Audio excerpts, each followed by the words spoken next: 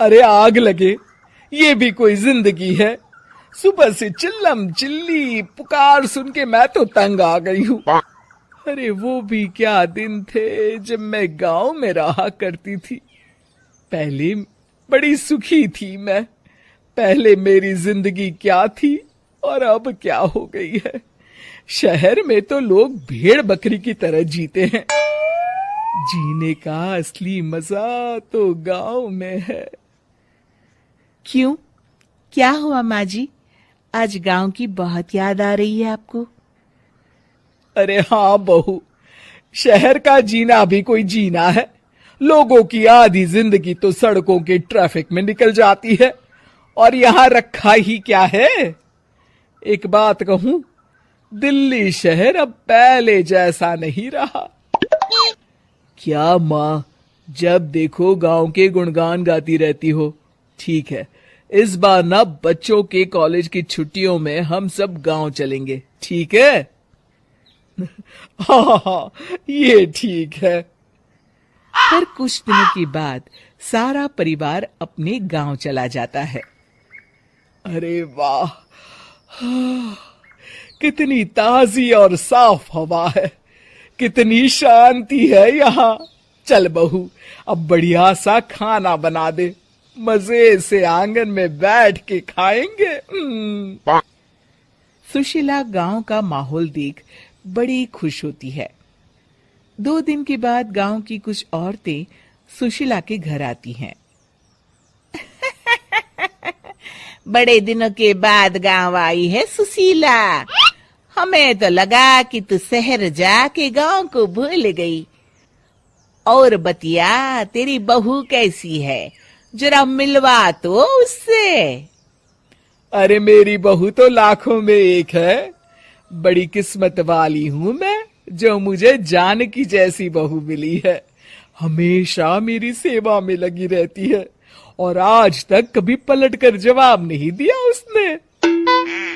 सुशीला की बातें सुनकर सभी औरतें हंसने लगती है।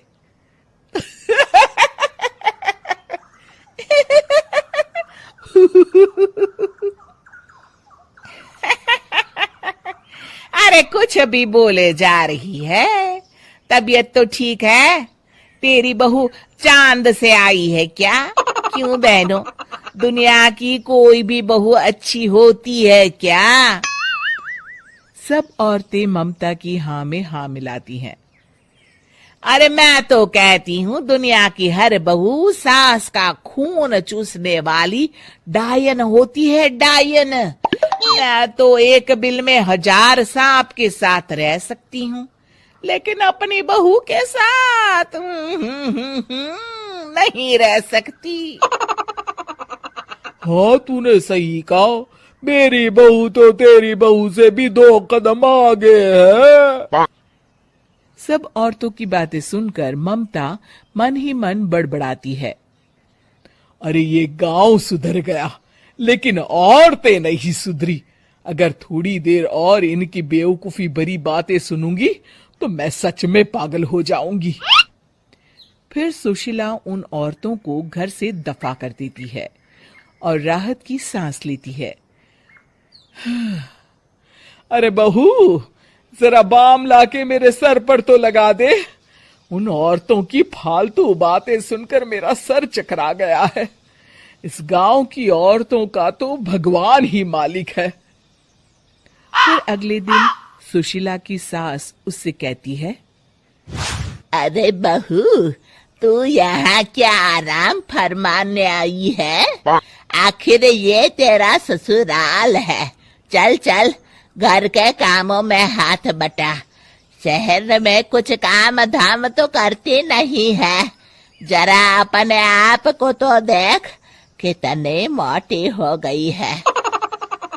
सारा दिन घर का काम करने के बाद शाम को सुशीला, हाय मेरी कमर, हाय मेरे पैरों ने तो जवाब दे दिया। आज तो मुझसे मक्खी भी न मारी जाएगी। अरे बहू, जरा आकर मेरे हाथ पैर तो दबा दे। जी माँ जी, अभी आती हूँ।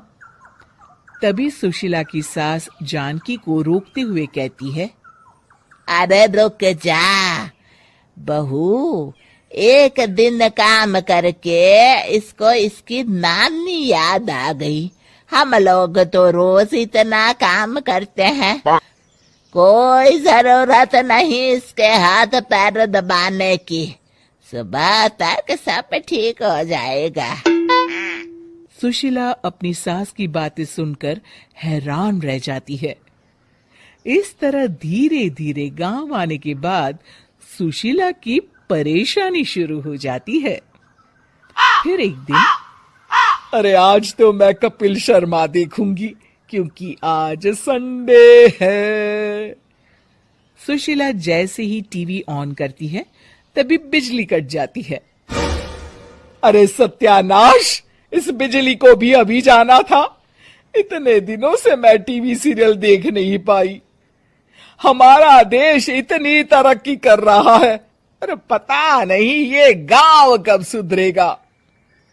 अरे अब तो 2 दिनों के लिए बिजली को भूल जा, ये तो यहाँ रोज की बात है। अब इस अंधेरे में रहने की आदत डाल ले। हाँ, हे भगवान, अब क्या होगा? ऊपर से इन मच्छरों ने जीना हराम कर रखा है। दूसरी तरफ घर के काम कर कर के और बिना किसी सुविधा के सुशीला तंग आ जाती है और उसे शहरी जीवन याद आने लगता है। क्यों माँ, मजा आ रहा है ना? अरे आपने ऐसी सूरत क्यों बना रखी है? मुस्कुराइए, अब हम गांव में हैं। मोहन के साथ जानकी भी अपनी सास की खिंचाई करती है। हाँ हाँ माँ जी, आप ही तो यहाँ की बड़ी तारीफ कर रही थी। फिर अभी तो कुछ ही दिन बीते हैं, वैसे भी अब तो आप यहीं रहने वाली है ना? अरे नहीं नहीं बहू, मैं एक दिन और यहाँ रुकी तो मर जाऊंगी। मुझे शहर ले चलो। क्या दिन थे, कितनी सुखी थी मैं वहां। ठीक है माँ, हम कल ही वापस शहर चले जाएंगे। इस तरह सुशीला शहर आ जाती है और फिर कभी दोबारा गांव जाने की जिद नहीं करती।